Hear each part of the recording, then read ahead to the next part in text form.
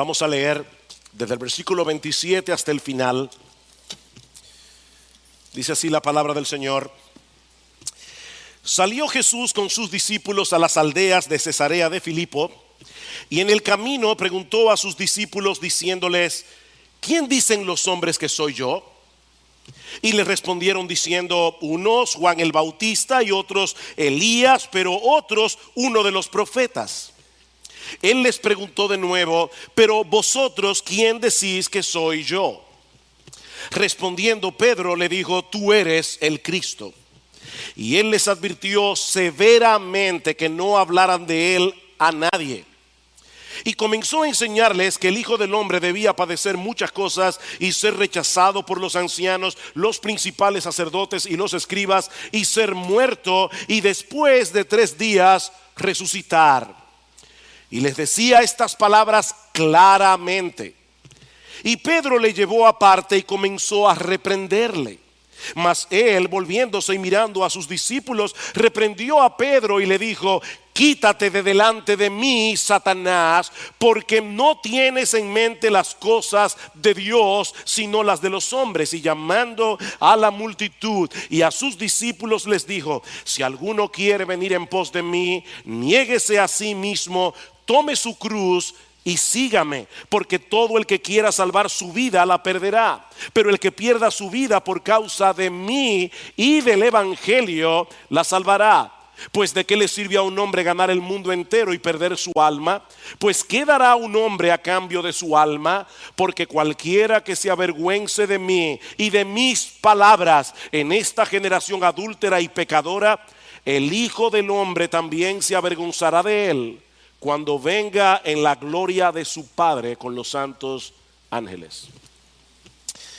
Para las personas que nos visitan en esta mañana, desde hace ya varios meses hemos estado estudiando consecutivamente el Evangelio de Marcos, y hoy llegamos a esta sección que ocupa un lugar estratégico en la estructura de todo el libro. Hemos dicho varias veces a lo largo de esta serie que los evangelios son biografías teológicas. Eso quiere decir que los evangelistas no se limitaron simplemente a narrar cronológicamente la vida del Señor, sino que ellos tomaron aquellas escenas, aquellos discursos, aquellos milagros en los que estaban interesados para mostrar algo acerca de la persona de Jesús. En otras palabras, los evangelios tienen una estructura.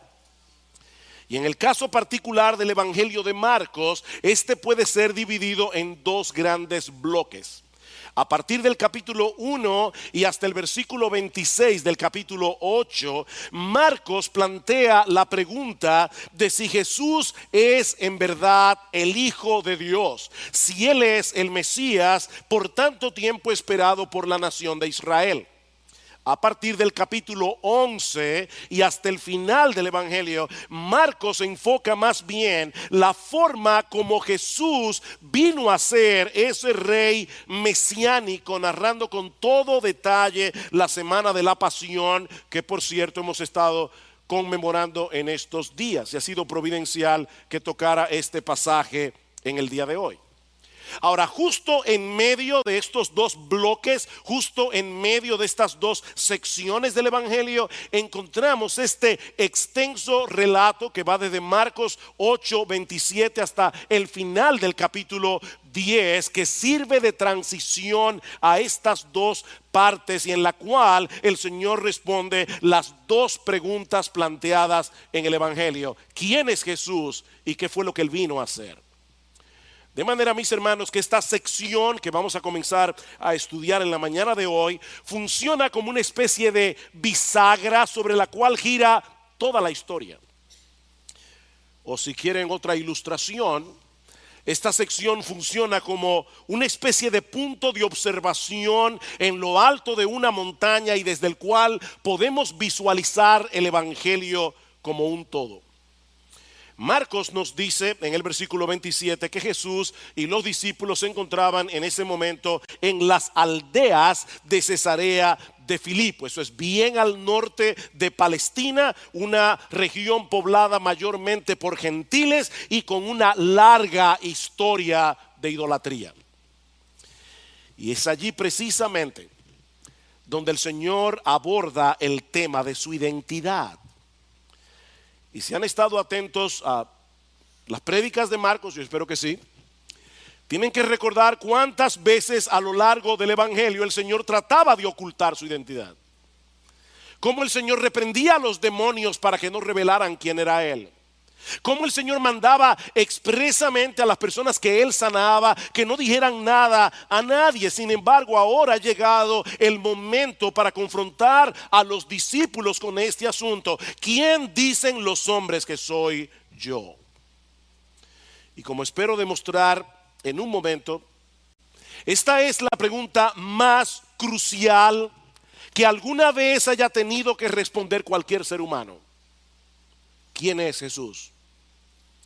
¿Quién es Jesús? Esta pregunta traza una línea divisoria entre los hombres.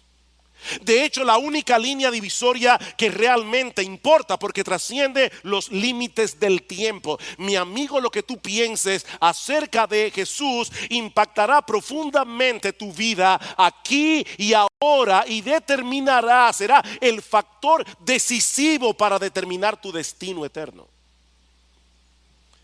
De manera que esta es una pregunta que nadie puede evadir, porque el silencio y la indiferencia son en sí mismos una respuesta. Tampoco es el tipo de pregunta que podemos responder a medias. Yo recuerdo cuando tenía 17 años, uno de mis mejores amigos había hecho recientemente profesión de fe. Y caminando una noche por el barrio, mi amigo me preguntó directamente: ¿cuál es tu opinión acerca de Cristo? Y yo recuerdo respondiéndole con ese aire, ¿verdad?, de intelectualismo. Es un gran hombre. Yo creo que definitivamente era un individuo avanzado para su época, pero de ninguna manera podía aceptar que Jesús fuera el Dios encarnado. Y mucho menos aceptar que yo debía rendirle a Él toda mi vida. Pero mis hermanos, amigos que están aquí en esta mañana, eso es completamente absurdo. No se puede tener una buena opinión de Jesús sin rendirse completamente a Él y aceptarlo como Rey de Reyes y Señor de Señores. Eso no es posible.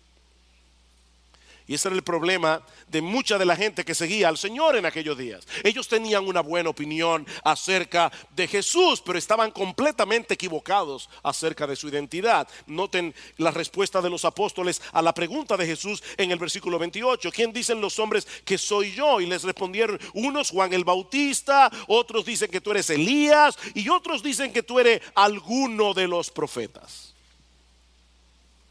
Ellos tenían en alta estima a Jesús. Miren con quién lo comparan. Pero su estima no era lo suficientemente alta.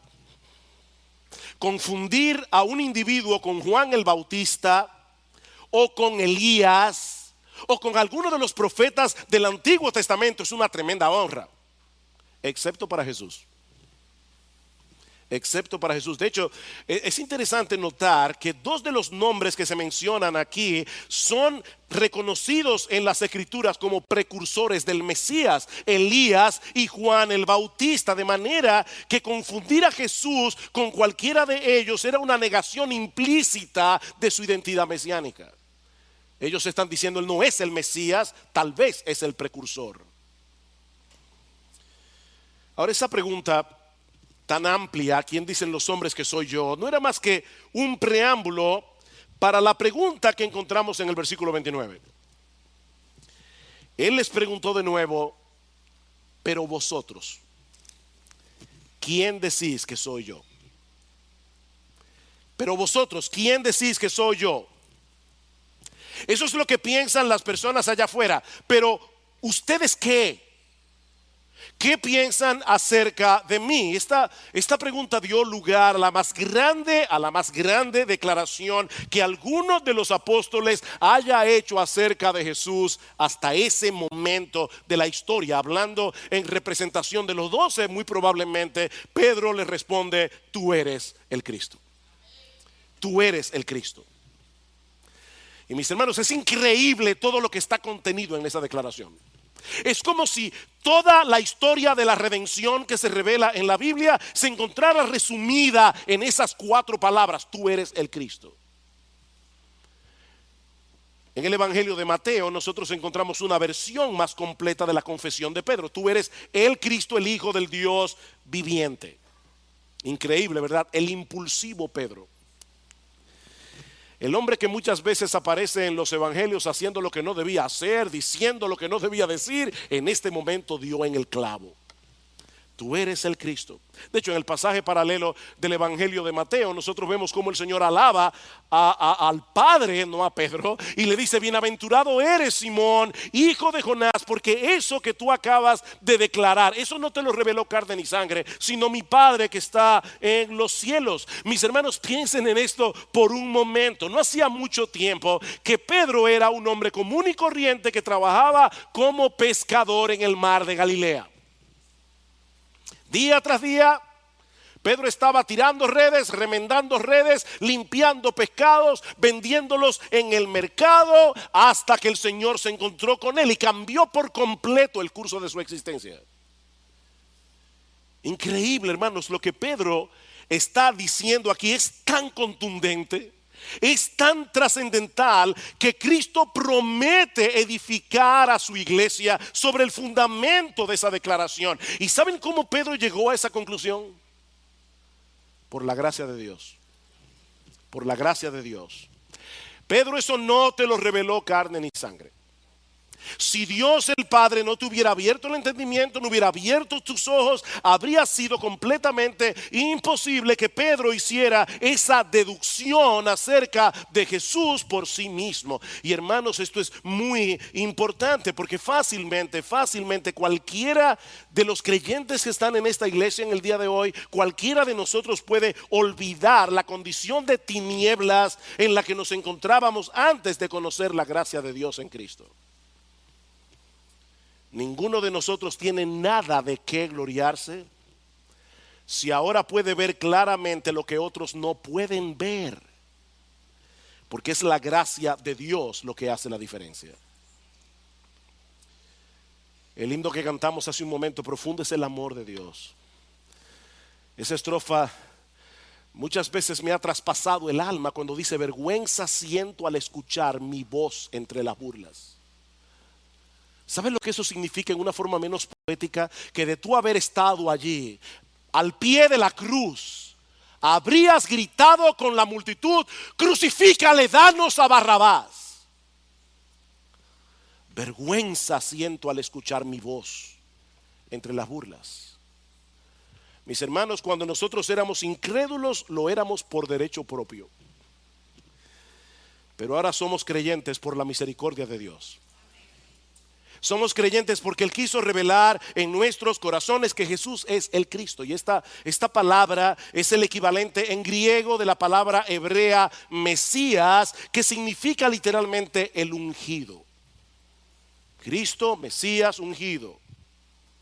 Durante el periodo del Antiguo Testamento, tanto los reyes, los profetas como los sacerdotes eran colocados en sus respectivos oficios, ungiéndolos con aceite. De manera, mis hermanos, que lo que Pedro está diciendo aquí acerca de Jesús es que Él es ese personaje anunciado en el Antiguo Testamento, que sería el ungido de Dios por excelencia, aquel que habría de fungir al mismo tiempo como rey, como profeta y como sacerdote. Tú eres el Cristo, tú eres el Mesías, tú eres el Salvador del mundo, tú eres aquella simiente de la mujer que fue prometida a nuestros primeros padres en el huerto del Edén y que habrá de aplastar la cabeza del maligno. Ese eres tú. Eso es lo que Pedro está diciendo aquí. Y no eres un ser humano común y corriente. Eres el mismo Hijo de Dios. Y es obvio, hermanos, que Pedro no podía entender en ese momento todas las implicaciones teológicas de lo que él acaba de decir. Pero él está reconociendo en esta confesión que Jesús es humano y divino a la vez. 100% Dios, 100% hombre. Dos naturalezas en una sola persona, con todos los atributos que hacen que Dios sea Dios y con todos los atributos que hacen que tú y yo seamos humanos, excepto que él nunca pecó. Dios y hombre. Y yo te pregunto en esta mañana, ¿eso es lo que tú crees acerca de Jesús? No te estoy preguntando qué piensan tus padres acerca de Jesús. No te estoy preguntando qué piensan tus hermanos o hermanas acerca de Jesús. No te estoy preguntando qué piensa tu esposo o tu esposa acerca de Jesús. Mi amigo, lo único que importa aquí es lo que tú piensas acerca de Él. Eso es lo que marcará la diferencia por los siglos de los siglos. Ahora, esta confesión de Pedro, así de impresionante y de extraordinaria como es, estaba incompleta.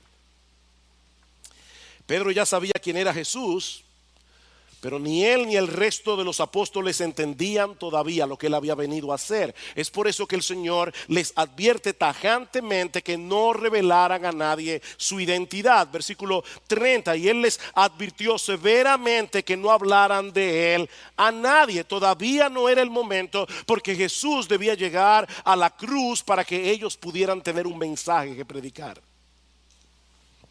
Y eso nos lleva a nuestro segundo encabezado. Ya vimos la identidad de Jesús. Veamos ahora en segundo lugar la naturaleza de su obra.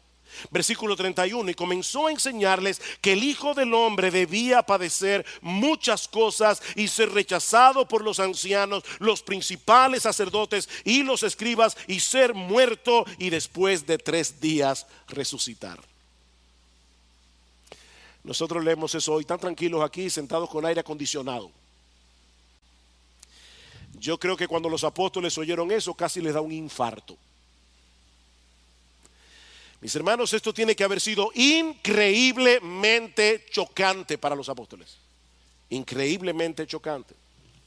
Por un lado, Jesús está identificándose a sí mismo aquí como el Hijo del Hombre. Y esta es una figura mesiánica que aparece en el capítulo 7 del libro de Daniel. Una figura, un personaje que es humano y divino a la vez, que habría de venir en la gloria del Padre para establecer en la tierra un reino eterno.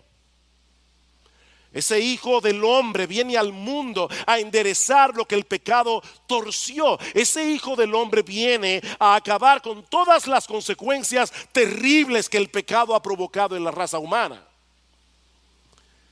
Pero ahora Cristo dice al mismo tiempo que ese Hijo del Hombre tiene que morir. ¿Ustedes notaron esa pequeña palabra en el versículo 31? Él no dice simplemente que él había venido a morir. No. Jesús no dice simplemente que él sería derrotado por sus enemigos y llevados a la muerte. Lo que él dice en el versículo 31 es que su muerte era una necesidad. El Hijo del Hombre debe padecer. El Hijo del Hombre debe morir. Para poder llegar a hacer lo que yo vine a hacer, es necesario que muera. Mis hermanos, Jesús vino a ganar perdiendo. Jesús vino a ganar perdiendo. Su muerte en la cruz era una necesidad, porque la justicia perfecta de Dios debía ser satisfecha plenamente para que nosotros pudiéramos ser aceptados en su presencia. La Biblia dice que la paga del pecado es la muerte. Todos nosotros somos pecadores, todos somos transgresores de la ley moral de Dios y tenemos que pagar por eso. Pero el Hijo del Hombre decidió voluntariamente asumir nuestro lugar. Recuerden, mis hermanos, que ese es el gran tema del Evangelio de Marcos. El rey que se hace siervo para dar su vida en rescate por muchos. Jesús decidió renunciar a su gloria. Jesús decidió hacerse débil para que pecadores culpables pudieran ser absueltos en el tribunal de Dios. Esa es la esencia del evangelio. El inocente tenía que morir en una cruz. El inocente tenía que recibir sobre sí mismo toda la ira justa de Dios que tú y yo merecíamos por nuestros pecados. Increíblemente, Dios nos salvó de Dios. Dios nos salvó de Dios. El justo murió por los injustos para llevarnos a Dios. Pero gloria al Señor, mis amados hermanos, que esa no es toda la historia. Esa no es toda la historia. Así como era necesario que el Hijo del Hombre padeciera muchas cosas y fuera condenado a morir por los líderes religiosos de Israel, así también era necesario que resucitara al tercer día. No solo para confirmar que Él era quien decía ser, sino también para declarar que el Padre había aceptado su sacrificio. Queridos hermanos, el Señor resucitó. El Señor resucitó y eso lo cambia todo. Me encantó algo que publicó Paul Tripp en el día de ayer. Él decía: el sermón predicado por la tumba vacía en las afueras de Jerusalén se titula "Nada tiene el poder de detener a este Salvador". Ese es el título del sermón, de la tumba vacía. La muerte no podía retenerlo porque Él era el perfecto Hijo de Dios. Así que Pedro tenía razón acerca de la identidad de Jesús, pero todavía le faltaban piezas para completar el cuadro. De ahí lo que sigue diciendo Marcos en el versículo 32. Y le decía estas palabras claramente. Es decir, Jesús no estaba hablando aquí en parábolas. El Señor estaba diciendo claramente: yo tengo que padecer, yo tengo que morir, yo voy a resucitar. Pero entonces, ahora viene Pedro. Los prejuicios teológicos que tenían los apóstoles no les permitían asumir y asimilar estas palabras. Versículo 32. Y les decía estas palabras claramente, y Pedro le llevó aparte y comenzó a reprenderle. No olviden que Marcos era el asistente de Pedro. Así que Marcos conocía todas esas historias porque Pedro se las contó. Y yo imagino la vergüenza de Pedro recordando esto. Imagínense la escena. Sí, Pedro, yo soy el Cristo, yo soy el Mesías, yo soy el Salvador y tengo que morir. Y Pedro le pone la mano en el hombro y le dice a Jesús: tú puedes venir conmigo un momento. Yo tengo algo que decirte que tú necesitas oír. Y comienza a reprender al Señor. Y miren, mis hermanos, la palabra que Marcos usa en el texto es bien fuerte. O sea, no fue que Pedro le dijo: no te pongas relajar con eso. No, hermanos, esta palabra aparece otras veces en el Evangelio de Marcos, donde Cristo reprende a los demonios para que no revelaran su identidad. Es la misma palabra. Así que es muy posible que haya habido cierta hostilidad en el corazón de Pedro mientras trata de convencer a Jesús de que él no debía de ninguna manera seguir adelante con ese plan. Pedro sabía que el sufrimiento de Jesús iba a implicar sufrimiento para ellos muy probablemente. Y eso no estaba en los planes de Pedro. En ese momento en particular, Pedro no estaba dispuesto a pagar el precio de seguir a Cristo. Así que no había otra alternativa que hacerlo cambiar de parecer. Y yo te pregunto, mi hermano, en esta mañana, ¿tú te ves en ese cuadro? ¿Tú te ves a ti mismo en ese cuadro? Decimos que Jesús es el Rey, decimos que Jesús es el Señor, pero cuando sus planes no encajan con los nuestros, comenzamos a reprenderlo. ¿Tú sabías que a veces tú has reprendido a Jesús? ¿Sabes cómo lo haces? Con la actitud del corazón. Mis hermanos, el descontento del corazón no es otra cosa que una reprensión silente. Es una reprensión a Jesús. No estás haciendo las cosas bien, Señor. Y yo tengo que hacértelo saber de alguna manera. No estoy contento con tus decisiones, no estoy contento con tus planes. Yo sé que tú creaste el universo con sabiduría, pero honestamente, Señor, yo no sé qué es lo que tú estás haciendo con mi vida. Así que el mismo que hace unos minutos había confesado que Jesús era el Cristo, ahora se estaba haciendo eco de las palabras de Satanás en el monte de la tentación. Noten el versículo 33, mas él, volviéndose y mirando a sus discípulos, reprendió a Pedro y le dijo: quítate de delante de mí, Satanás, porque no tienes en mente las cosas de Dios, sino las de los hombres. La idea que Pedro estaba tratando de poner en la mente de Jesús en ese momento era muy similar a la oferta que el diablo le hizo a Cristo en el monte de la tentación. Yo te ofrezco un reino sin cruz. Te ofrezco una corona de gloria sin sufrimiento. Yo tengo un plan para ti que es mucho mejor que el de tu Padre que está en los cielos. Increíble. Esa reprensión de Jesús tiene la intención de hacerle ver a Pedro que solo existen dos maneras de hacer las cosas: o de acuerdo a la mente de Dios o de acuerdo a la mente del hombre. Solo hay dos maneras. Y las dos son completamente contrarias, las dos son completamente antagónicas, mis hermanos. Esta sugerencia de Pedro no era compasiva en lo absoluto, era diabólica. Era diabólica.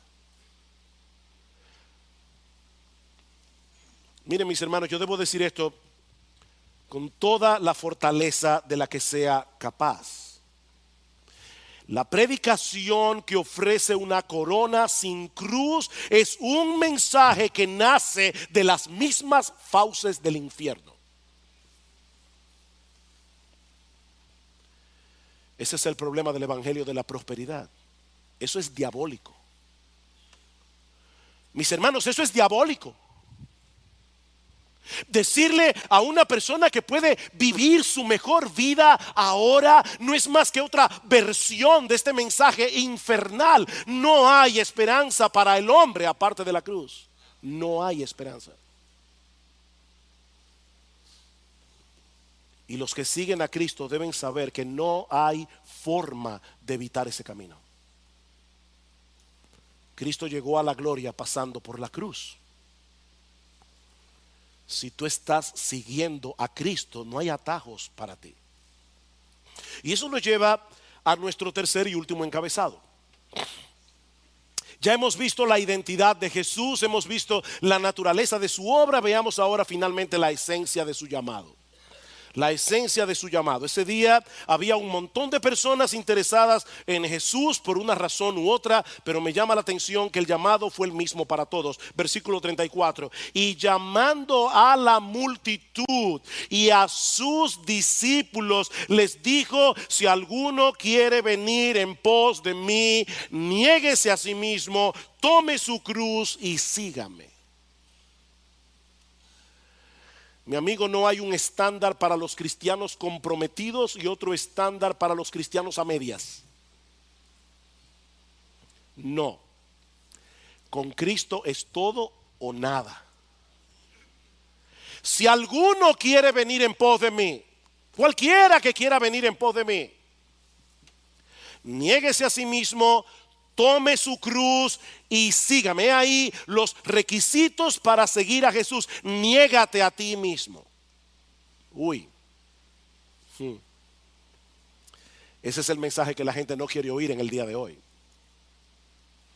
Esa palabra significa romper todo vínculo de asociación.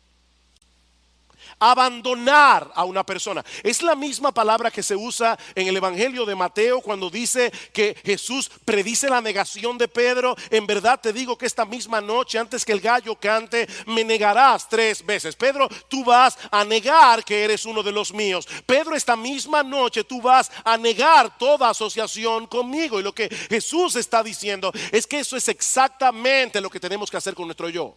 Negarlo, abandonarlo, desasociarnos de él si queremos seguir a Jesús. ¿Y eso qué significa? Niégate a ti mismo. Bueno, por un lado esto significa que debes dejar de confiar en ti mismo para salvarte, que debes admitir que tú no eres la gran persona que has querido que todo el mundo crea a través de toda tu vida. Tú no eres una gran persona. Tú estás en bancarrota espiritual. Tú tienes que acogerte enteramente a la misericordia de Dios en Cristo. Tú tienes que negarte a ti mismo. No tienes nada que presentar delante de Dios que valga la pena excepto tus pecados.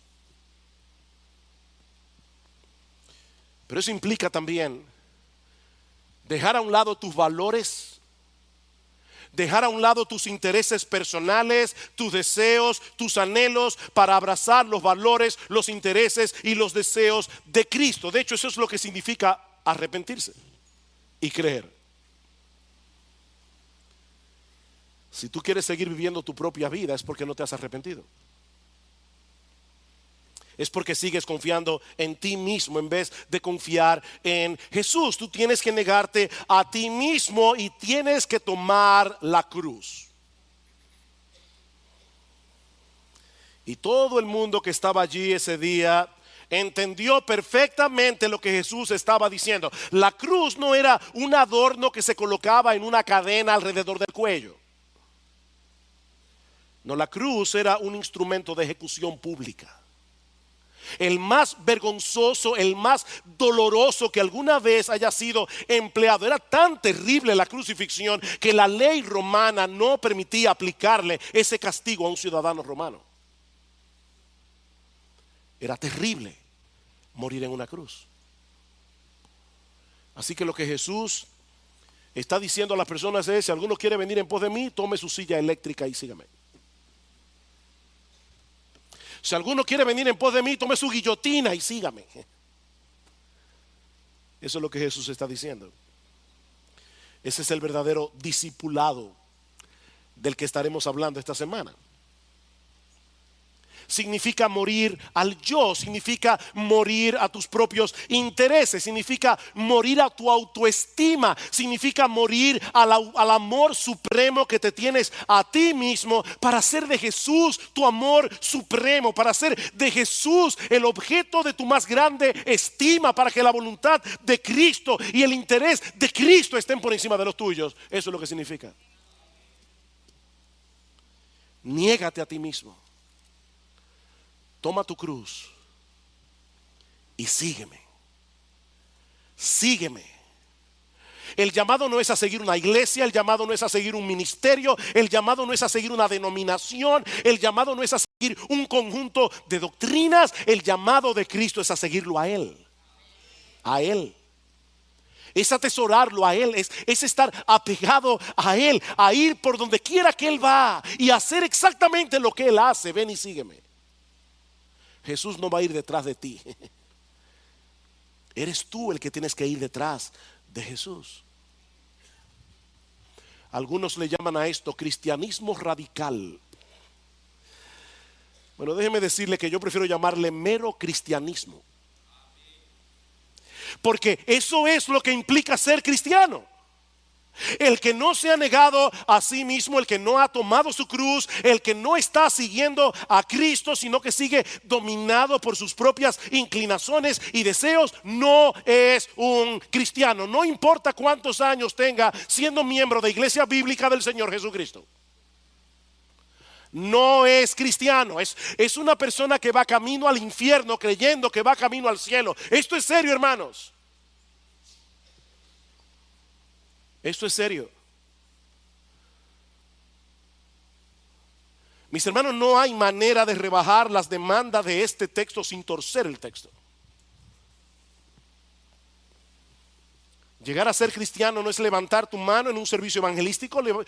Llegar a ser cristiano no es pasar al frente y hacer la oración del pecador. No, llegar a ser cristiano es colocarte voluntariamente entre el cuerpo de Cristo y el madero. Voluntariamente. Para que tu yo sea ejecutado ahí. Eso es ser cristiano. ¿Y saben qué? Algunos pueden pensar que este es un llamado difícil, que es un llamado desagradable, pero es en realidad un llamado de gracia. Este es un llamado de gracia. ¿Saben por qué? Porque se trata de una liberación. Es una liberación. El Señor nos está librando de nosotros mismos. Él está librando nuestro yo de la esclavitud del yo para que por primera vez en la vida podamos vivir en libertad.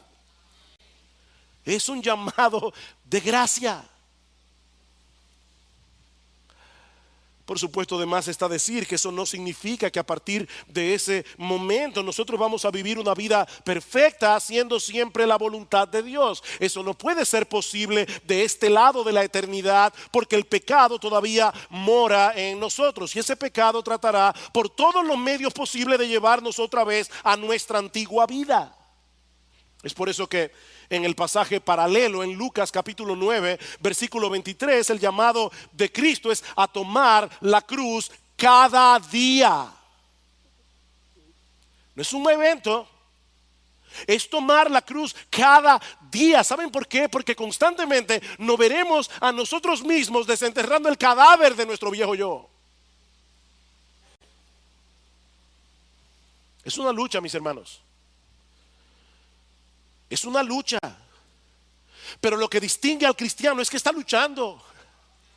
Y en medio de la lucha, él se recuerda a sí mismo continuamente que él ha sido crucificado juntamente con Cristo. Como dice Pablo en Gálatas capítulo 2 versículo 20, con Cristo he sido juntamente crucificado. Ya no vivo yo, mas vive Cristo en mí. Lo que ahora vivo en la carne, lo vivo en la fe del Hijo de Dios, el cual me amó y se entregó a sí mismo por mí.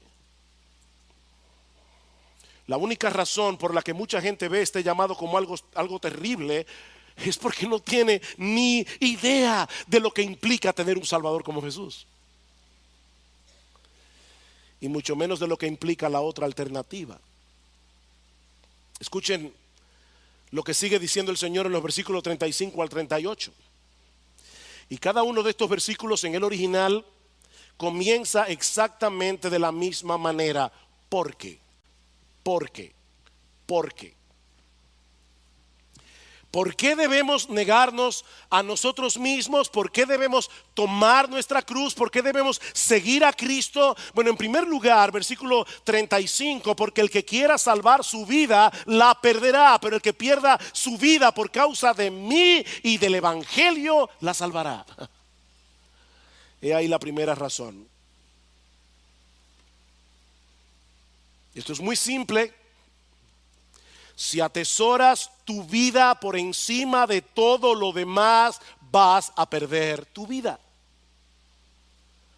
La vas a perder aquí y ahora, y al final la vas a perder eternamente. Seguirás viviendo esclavizado a tu orgullo, seguirás viviendo esclavizado a tu egoísmo, viviendo sin rumbo, viviendo sin propósito, y cuando te toque partir hacia la eternidad, tendrás que presentarte ante el tribunal de Dios en toda tu culpabilidad y en condenación. Vas a perder tu vida. Vas a perder tu vida. Pero si pierdes tu vida aquí y ahora por causa de Cristo y del evangelio, salvarás tu vida. Y me encanta la precisión de este pasaje. ¿Leyeron eso? Por causa de mí y del evangelio. Jesús está de moda hoy. Hay un montón de personas que dicen seguir a Cristo. Las iglesias están llenas de personas que dicen creer en Cristo. Pero hermanos y amigos que están aquí en esta mañana, decir que creemos en Cristo no es suficiente. El asunto es aceptarlo a Él en los términos del evangelio. En los términos del evangelio. Soy pecador, merezco el infierno, merezco la condenación. No tengo nada que traer delante de Dios, pero yo sé que la salvación es por gracia, por medio de la fe. Si lo haces, salvarás tu vida. Mira, mi amigo, déjame decirte algo. El llamado de Cristo no es a tener una vida monótona y gris. El llamado de Jesús es a que dejes de desperdiciar tu vida viviendo para lo que nunca podrá brindarte verdadera satisfacción, y por primera vez comiences a vivir realmente. Yo he venido para que tengan vida y para que la tengan en abundancia, dice Jesús. Segunda razón, versículo 36, pues ¿de qué le sirve a un hombre ganar el mundo entero y perder su alma? Respuesta, de nada, de nada. Si aún llegara a suceder que una persona lograra ganar el mundo entero y pudiera disfrutar todo lo que ha ganado por un tiempo limitado para luego perderse en el infierno por toda la eternidad, esa persona habrá hecho el negocio más estúpido de su vida. Esa es la transacción más absurda que un ser humano puede hacer. Perder el alma por ganar el mundo. Tercera razón, pues ¿qué dará? Versículo 37, ¿qué dará un hombre a cambio de su alma? Si desprecias la obra redentora de Cristo para salvar a pecadores como tú y como yo, mi amigo, ¿qué esperanza te queda de salvación? ¿Qué esperanza te queda? Dice en 1 Timoteo capítulo 2 versículo 5, hay un solo Dios, hay un solo mediador entre Dios y los hombres, Jesucristo hombre. Hechos capítulo 4 versículo 2, en ningún otro hay salvación, en ningún otro hay salvación, porque no hay otro nombre bajo el cielo dado a los hombres en que podamos ser salvos. No hay un salvador fuera de Jesús. Yo soy el camino, yo soy la verdad, yo soy la vida. Nadie viene al Padre sino por mí. Y finalmente versículo 38, porque cualquiera que se avergüence de mí y de mis palabras en esta generación adúltera y pecadora, el Hijo del Hombre también se avergonzará de él cuando venga en la gloria de su Padre con los santos ángeles. El Hijo del Hombre, de nuevo la figura mesiánica del capítulo 7 de Daniel, pero ahora Jesús la presenta desde otro ángulo. Él está diciendo aquí, ese mismo Hijo del Hombre que fue rechazado, ese mismo Hijo del Hombre que fue condenado a morir en una cruz romana, ese Hijo del Hombre regresará del cielo en la gloria de su Padre, y en aquel día no habrá mayor bendición, no habrá mayor gozo que estar en el grupo de aquellos que no se avergonzaron de Él.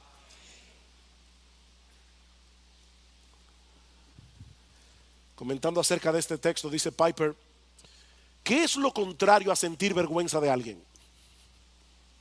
Estar orgulloso de él, admirarlo, no sentirse avergonzado de que los vean juntos, amar, identificarse con él. Yo soy amigo de fulano de tal. Yo no me avergüenzo de Jesús. ¡Qué gloria! El Rey del cielo es mi amigo, el Rey del cielo es mi Salvador. Y cuando llegue y se siente en el trono de su Padre, dirá: hijos míos, vengan, yo tengo preparado tronos para ustedes también. Y yo te pregunto, mi amigo, ¿es eso lo que tú sientes por Jesús? ¿Admiración? ¿Deseo de identificarte con Él? ¿O es vergüenza? Porque si es así, estás menospreciando su persona, estás menospreciando la obra que Él llevó a cabo para salvar a pecadores. Y mi amigo, lo único que te espera es que Él se avergüence de ti cuando venga a reinar en la gloria de su Padre. Pero eso no tiene que ser así. Mi amigo, eso no tiene que ser aquí así. Cristo satisfizo plenamente la justicia de Dios. Él murió en una cruz siendo inocente para que pecadores culpables pudiéramos ser declarados justos en el tribunal de Dios. Y su oferta sigue en pie: abandona tu vida para que puedas salvarla. Abandona tu vida para que puedas salvarla. Ay, pastor, eso es muy difícil. Abandonar mi vida, negar mi yo, tomar mi cruz, ¿de verdad te parece difícil? Bueno, déjame decirte que es mucho más difícil de lo que crees. De hecho, no solo es difícil, es completamente imposible. Es imposible. Precisamente por eso es que tú necesitas a un Salvador que te salve de ti mismo. Tú necesitas a un Salvador porque tú no puedes salvarte a ti mismo. Tú necesitas que la gracia de Dios te transforme desde dentro y te convierta en una nueva criatura, te convierta en un nuevo hombre. Y eso solo puede hacerlo Jesús. Si vienes a Él confiando en Él. ¿Saben una cosa, mis hermanos? Y ya con esto estoy terminando. Esta sección intermedia del Evangelio de Marcos es increíblemente esperanzadora. Es esperanzadora porque en estos capítulos de transición, Marcos 8:27 hasta el final del capítulo 10, el Señor revela a sus discípulos en 3 ocasiones que Él iba a morir y que Él iba a resucitar. ¿Y saben cómo reaccionaron los apóstoles las 3 veces? De mala manera. Búsquenlo. Marcos capítulo 9, versículo 31 al 34. Marcos capítulo 10, versículo 33 al 35. La misma declaración del capítulo 8. Voy a morir, voy a ser rechazado, voy a resucitar. La primera vez ya vimos lo que hizo Pedro. La segunda vez comenzaron a discutir en el camino quién de ellos iba a ser el más grande en el reino de los cielos. Y la tercera vez, Jacobo y Juan se acercaron al Señor para pedirle que cuando Él venga en su reino, uno de ellos se sienta a la izquierda y el otro a la derecha. ¿Saben lo que eso significa, mis amados hermanos? Que estos hombres no acababan de entender lo que estaba sucediendo. Ahora, ¿saben por qué es esperanzador? Porque el Señor no los desechó. El Señor no los desechó, Él continuó discipulándolos, Él continuó capacitándolos para que ellos llegaran a ser los primeros líderes de su iglesia. Y al final casi todos ellos dieron su vida como mártires de Jesús. Así que no te canses, mi hermano, no te canses. No te canses de continuar negándote a ti mismo. No te canses de tomar tu cruz. No te canses de seguir a Cristo, porque Él no se cansa de seguir moldeándote. Si tú eres un verdadero creyente, Él compró para ti salvación. Él compró para ti santificación. Él compró para ti perseverancia en la cruz del Calvario. Él murió en debilidad, pero resucitó con poder. Que estará a nuestra disposición cada día hasta que lleguemos a su bendita presencia, si nos amparamos